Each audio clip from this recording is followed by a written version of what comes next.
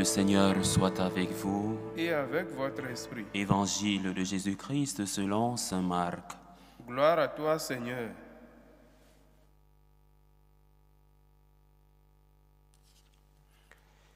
En ce temps-là, Jésus se mit de nouveau à enseigner au bord de la mer de Galilée. Une foule très nombreuse se rassembla auprès de lui, si bien qu'il monta dans une barque où il s'assit. Il était sur la mer, et toute la foule était près de la mer sur le rivage. Il leur enseignait beaucoup de choses en paraboles, et dans son enseignement, il leur disait: Écoutez, voici que le semeur sortit pour semer. Comme il semait, du grain est tombé au bord du chemin. Les oiseaux sont venus et ils ont tout mangé. Du grain est tombé aussi sur le sol pierreux, où il n'avait pas beaucoup de terre. Il a levé aussitôt, parce que la terre était peu profonde, et lorsque le soleil s'est levé, ce grain a brûlé, et faute de racines, il a séché. Du grain est tombé aussi dans les ronces. Les ronces ont poussé, l'ont étouffé, et il n'a pas donné de fruits. Mais d'autres grains sont tombés dans la bonne terre. Ils ont donné du fruit en poussant et en se développant. Et ils en ont produit 30, 60, 100 pour un. Et Jésus disait: Celui qui a des oreilles pour entendre, qu'il entende. Quand il sera seul, ceux qui étaient autour de lui avec les 12 l'interrogeaient sur les paraboles. Il leur disait: C'est à vous qu'est donné le mystère du royaume de Dieu, mais à ceux qui sont dehors, tout se présente sous forme de paraboles. Et ainsi, comme dit le prophète, ils auront beau regarder de tous leurs yeux, ils ne verront pas. Ils auront beau écouter de toutes leurs oreilles, ils ne comprendront pas. Sinon, ils se convertiraient et recevraient le pardon. Il leur dit encore: Vous ne saisissez pas cette parabole?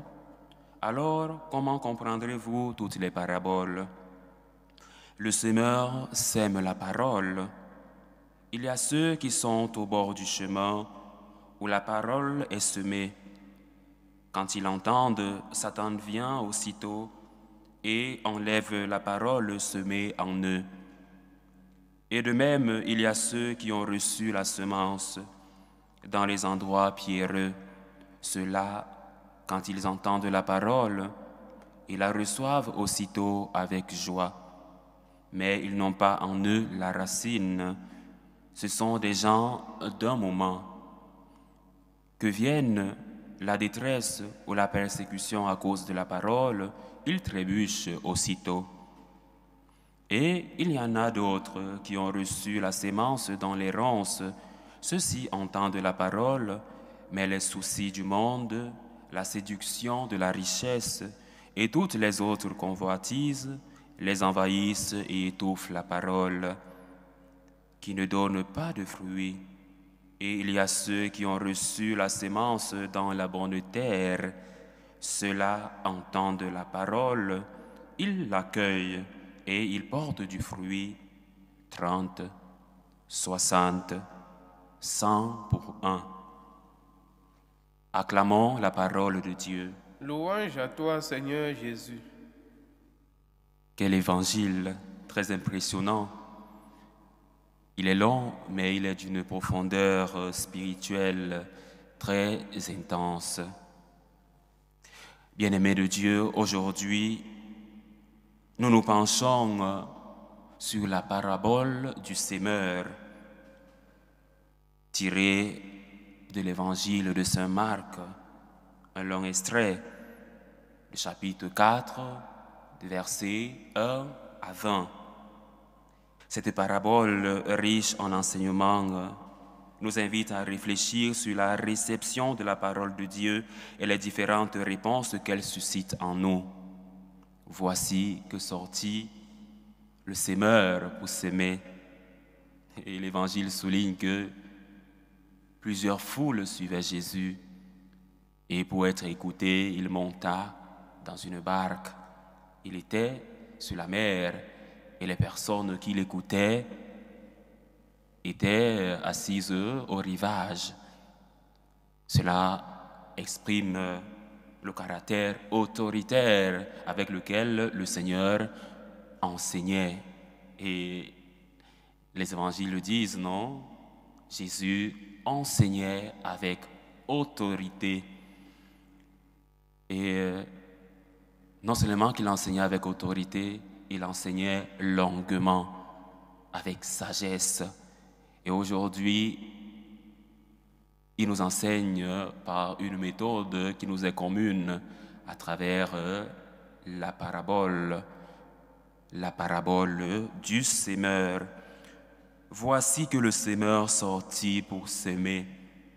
Cette image du semeur est centrale. Elle évoque non seulement l'acte de s'aimer, mais aussi le caractère généreux et inconditionnel de Dieu qui, à travers sa parole, nous offre la possibilité de croître spirituellement. La comparaison du semeur à celui qui sème sur différents types de terre souligne la diversité des cœurs humains face à l'annonce de l'Évangile. Certains cœurs sont durs, comme le chemin, d'autres sont peu profonds, tandis que d'autres encore sont encombrés par les épines des préoccupations de ce monde. Et ce qui est étonnant, c'est que dans chaque situation, la parole de Dieu vient nous retrouver.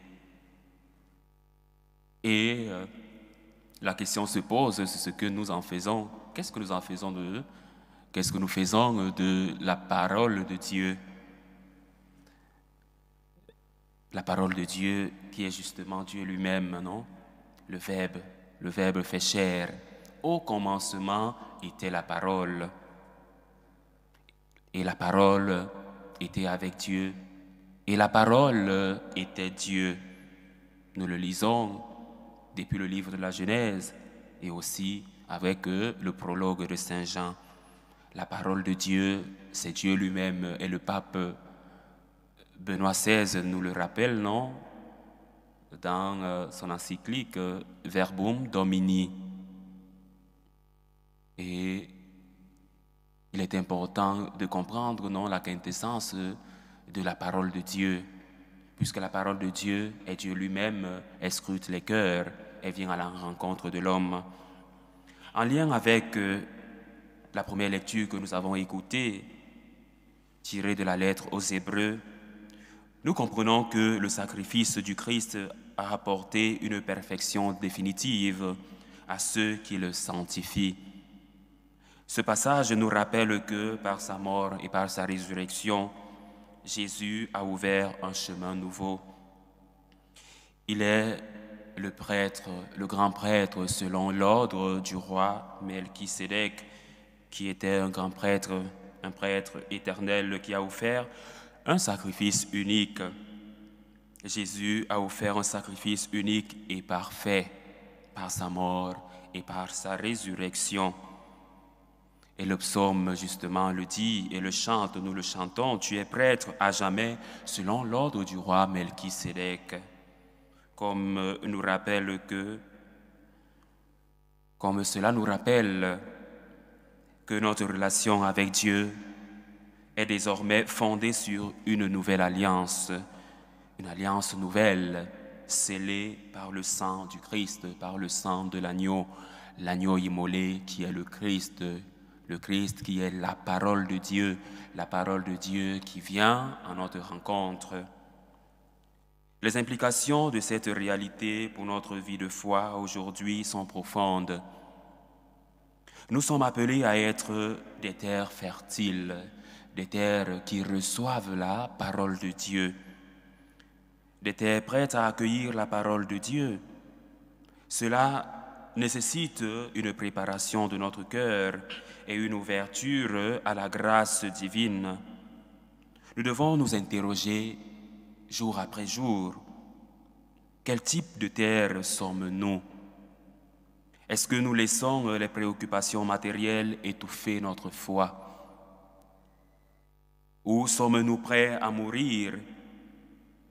Laissez mourir la parole en nous. Sommes-nous prêts à nourrir notre relation avec le Christ à travers la prière, les sacrements et la relation que nous avons avec le Verbe fait chair, la réflexion sur la parole? Nous avons la possibilité d'étudier les textes bibliques. Nous pouvons journalièrement lire un passage et l'Église nous propose jour après jour des textes à méditer. Nous devons faire de la parole de Dieu notre apanage, puisque la parole de Dieu, c'est Dieu lui-même. La parabole du semeur nous rappelle aussi que notre réponse à la parole de Dieu doit être active. Une réponse active, non passive. Nous ne sommes pas simplement appelés à recevoir la parole et la garder, mais à la mettre en pratique. Mettre en pratique, c'est-à-dire à la laisser porter du fruit dans notre vie. La croissance spirituelle est un processus qui demande notre engagement et notre coopération avec la grâce de Dieu. Saint Augustin le disait, Dieu qui nous a créés sans nous ne nous sauvera pas sans nous. Coopérer avec la grâce de Dieu. Il est donc important de comprendre cet évangile, éloigner de notre cœur tout ce qui nous éloigne de Dieu pour laisser place à la parole de Dieu. Et cela passe par la lecture, la lectio divina, une lecture méditative, contemplative, mais aussi laisser cette parole avoir de l'effet dans notre cœur, produire un sentiment de conversion. Seigneur, ta parole comme un glaive m'a transpercé le cœur et je suis prêt à changer, à me convertir. C'est à cela que nous invite l'Évangile aujourd'hui. Recevoir la parole de Dieu, la laisser pénétrer notre cœur et nous transformer, nous laisser transformer par la parole de Dieu. Ainsi, nous serons la bonne terre qui a reçu la parole de Dieu. Nous serons comme la Vierge Marie qui a reçu dans son sein le Verbe divin. Et le Verbe s'est fait chair et il a habité parmi nous. La Vierge Marie a accueilli le Verbe. Elle est donc devenue le premier tabernacle de l'Esprit Saint, le premier tabernacle de Dieu. Nous aussi, nous pouvons nous convertir en tabernacle de Dieu en recevant la parole dans nos cœurs et la laisser nous convertir, nous purifier. Il est tellement important de comprendre cet enseignement. Si la parole de Dieu, c'est Dieu lui-même, alors nous n'avons d'autre réserve que d'être ouverts à recevoir Dieu dans notre vie. Le Christ est Dieu, c'est un enseignement fondamental. Il est Dieu, il est le Verbe fait chair, il est la deuxième personne de la Sainte Trinité.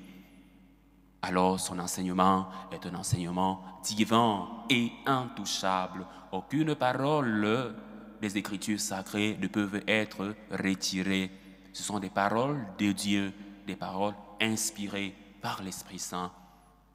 On parle en théologie de l'inspiration des Écritures. Alors il est important de comprendre que tout ce qui est écrit dans la Bible est parole de Dieu. Et d'ailleurs, quand nous finissons de lire, nous disons « acclamons la parole de Dieu ». La parole de Dieu, c'est Dieu lui-même. Et pour terminer, la parabole du semeur nous invite à réfléchir sur notre disposition intérieure face à la parole de Dieu. En nous laissant transformer par cette parabole, nous pouvons devenir des témoins du Christ, s'aimant à notre tour l'amour et la vérité dans notre entourage. Que Comme les disciples, nous soyons attentifs à la voix du Seigneur et prêts à porter du fruit, comme le dit l'Évangile, 30, 60 et même 100 pour un. Ainsi soit-il. Amen.